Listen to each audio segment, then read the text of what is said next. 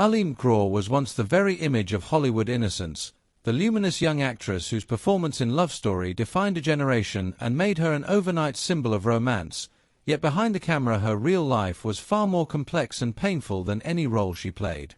Born in Bedford Village, New York, she grew up in a household shaped by conflict, instability, and her father's alcoholism, experiences that quietly eroded her self-confidence and left her yearning for escape.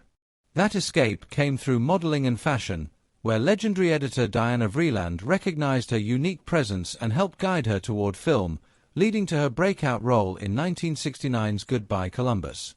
The film's success caught Hollywood's attention, especially that of Paramount producer Robert Evans, who soon cast her in Love Story, married her, and helped launch her into superstardom.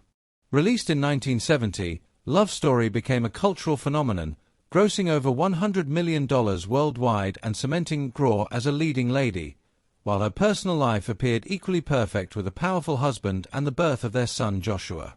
But everything changed in 1972 when she was cast opposite Steve McQueen in Sam Peckinpah's The Getaway, a project she instinctively feared, later admitting she sensed danger long before filming began.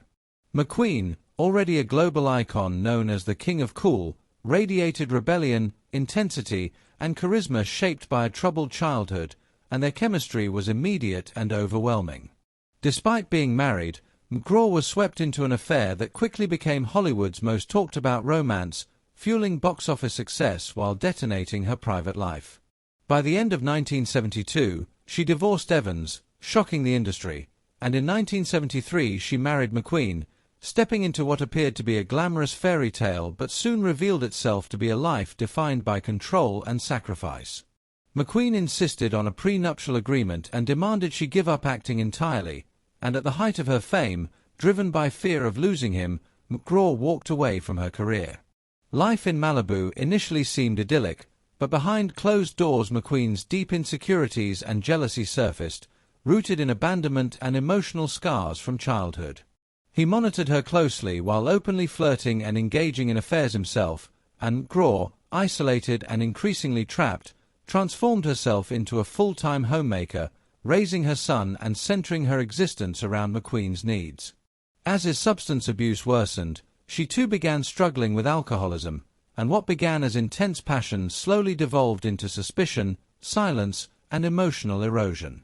By the mid-1970s, the marriage was unraveling under the weight of addiction, infidelity, and fear, yet McGraw stayed quiet, terrified of abandonment and unsure how to reclaim her voice.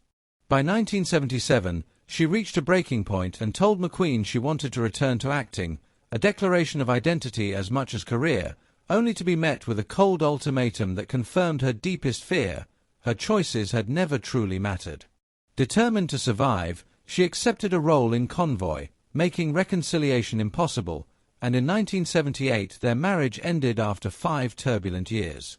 In 1980, McQueen died at just 50 from mesothelioma, leaving McGraw with grief that was tangled with love, anger, regret, and the haunting sense of what might have been.